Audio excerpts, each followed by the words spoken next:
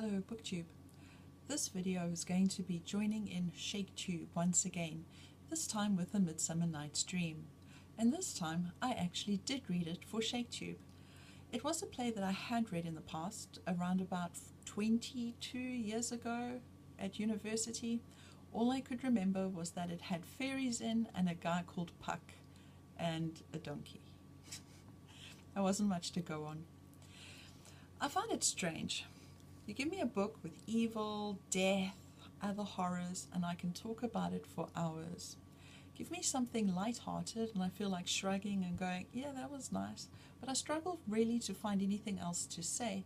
It's almost as though I struggle to find value or depth in light-hearted pieces. But this is Shakespeare, so I'm going to give it a try. First off, let's discuss a bit about the story, because we have 3 story arcs that run through this. The first one, we have 4 people who are kind of in love. It's not so much a love triangle as a love-ishy rectangle, no, triangle with a bit of a tangent off the side.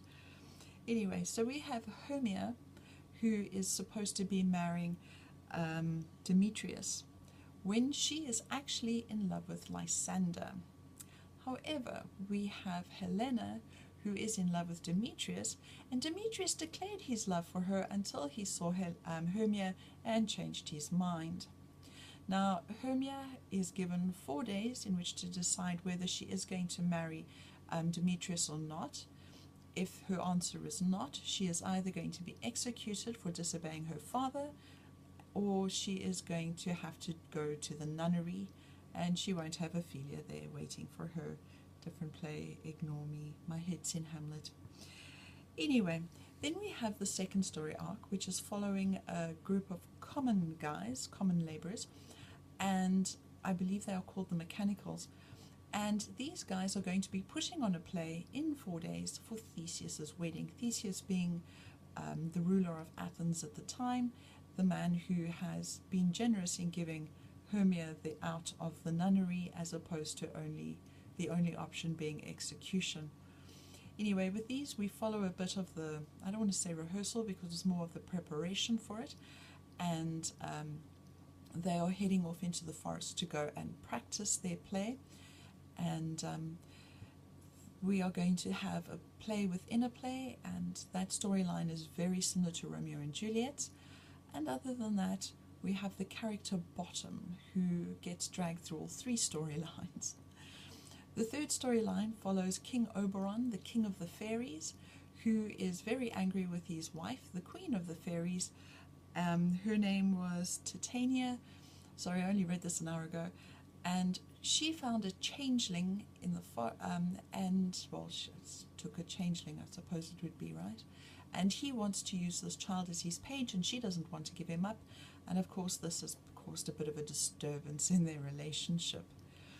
Anyway, as these 3 storylines progress throughout the story, we end up with some very, very funny sequence of events, which includes love potions being handed to the wrong people, Bottom becoming an ass, and some very fun play on words, which includes Bottom becoming an ass. Most of the videos that I've seen with A Midsummer Night's Dream for ShakeTube have mentioned the rhyming couplets, and I agree, the rhyme scheme in this definitely added to the lighter atmosphere. I felt it made it more humorous. On a more serious note, and I know that I'm really digging deep here to try and find this, but I was wondering if there is perhaps intentional, unintentional commentary with love potions and love as we, well, behave, not necessarily think about it. As I said, you had Demetrius, who said that he was in love with Helena until he saw Hermia.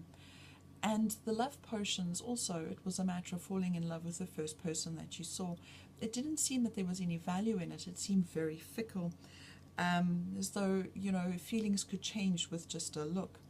Then there's also the idea of love being less of a romantic idea, because Theseus is marrying Hippolyta, the queen of the Amazons, because he defeated her Amazons in a war. and that doesn't quite capture toasty romantic evenings in front of the fire. Lysander said, the course of true love never did run smooth. I wish I'd written down where that came from. I know it was earlier on. And I thought that was rather true, especially if you consider that the play within the play is capturing Romeo and Juliet. Another point that I would like to add is that women do not have a choice in relationships, particularly in this time. Basically, girls were married off. They were treated as assets. How could they benefit father's business or position or standing, etc.? There was very little room for romance or love in this. And in Act 2, Scene 1, in my book it was lines 240 to 243, you have Helena saying to Demetrius, "Your wrongdoings do set a scandal on my sex. We cannot fight for love as men may do. We should be wooed and we're not made to woo." And one thing I have to note throughout the Shakespeare that I've read is that he does not always conform to the socially acceptable roles, particularly of the time. Lady Macbeth, you've got her, I'm going to take the child from my breast and dash its brains on the rock. You have Juliet, who defied her father by marrying Romeo and God by committing suicide. As You Like It, you've got Rosalind disguised as a man running around in the forest.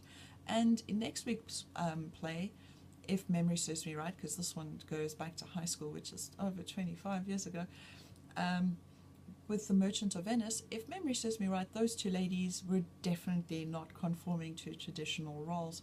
And I was just wondering if this was a comment on it, that, once again, women were supposed to be passive in the relationship, where men could go out and win someone's heart. A girl had to sit there hoping that she would be noticed. Anyway, those are my thoughts on A Midsummer Night's Dream. It's short, sweet, and to the point, and not well thought out, but I couldn't not get involved. Thanks for watching. Bye.